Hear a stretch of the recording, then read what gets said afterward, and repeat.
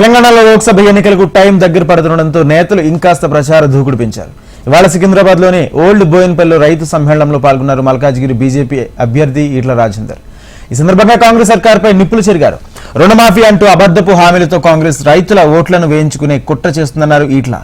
రాష్ట్ర ప్రభుత్వం వద్ద అప్పులే కానీ పథకాల కోసం నిధులు లేవన్నారు.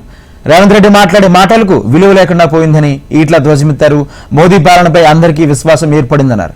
పేదలకు ఇల్లు కట్టించే బాధ్యతను కేంద్ర ప్రభుత్వమే నేరుగా తీసుకుంటుందని మోదీ ప్రకటించారని గుర్తు చేశారు.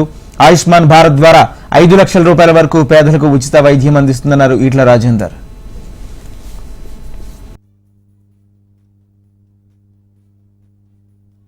రైతులకు ఇచ్చిన హామీ ఎన్నికల్లోపు అమలు చేయలేదు కాబట్టి అమలు చేస్తామని మళ్ళా మాట ఇచ్చి ఆ మాట ఇస్తే నమ్ముతుంది కాబట్టి దేవుడి మీద ఒట్టు పెట్టుకొని మరోసారి రైతులను మోసగించే ప్రయత్నం చేస్తున్నారు. ఇవాళ బస్తీలలో పేద పిల్లలకైనా మోసం చేసే ప్రయత్నం చేస్తున్నారు.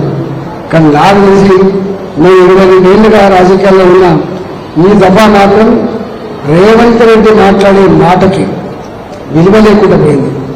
నమ్మే పరిస్థితులు లేరు కాబట్టి ఈ ఎన్నిక రేపటి ఎన్నిక ఢిల్లీలో ఏ ప్రభుత్వం ఉండాలి, ఎవరు ప్రధానమంత్రి కావాలని చెప్పి నిర్ణయించే ఎన్నిక కాబట్టి ప్రజలందరూ అనుకుంటున్నారు 10 సంవత్సరాల మోడీ గారి పాలనలో 10 సంవత్సరాల మోడీ గారి పాలనలో ప్రశాంతంగా జీవించడం ఉన్నంతలో అభివృద్ధి చెందింది కాబట్టి ఇవాళ దేశ ప్రతిష్ట గొప్పగా ఎదిగింది కాబట్టి మళ్ళీ మోడీ గారు ప్రధానమంత్రి ఉంటేనే ఈ దేశం చల్లగుండదు, మనం చల్లగుండని ప్రజలు భావిస్తారు. కాబట్టి వచ్చే ఎన్నికలు ఇవాళ మోడీ గారి ఎన్నికలు, మోడీ గారిని ప్రధానమంత్రి గారు చేసే ఎన్నికలు.